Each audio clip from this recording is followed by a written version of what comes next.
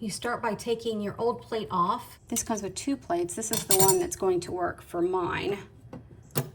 Has a little indention right here at the top because that's where the screw is going to lay flat. Now, I'm the least handy person I know. Every time I have a project, I mess it up.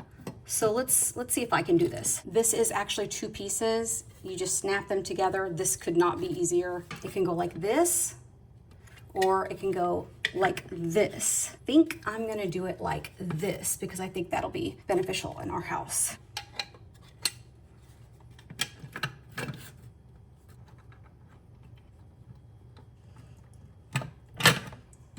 That took me 4 minutes to get this screw to go in, and it's, that's typical for me though. I still can't get it in all the way. And because of that, it's loose. I cannot get this screw in, and I've been working on it for over 6 minutes. So I'm calling for backup. I had already tried hanging this up there with the 3M tape, and it got taken down too many times to be adjusted, which is why I'm gonna have it like this, because people like to adjust it. Now all I wanna do is figure out how to not have this cord everywhere.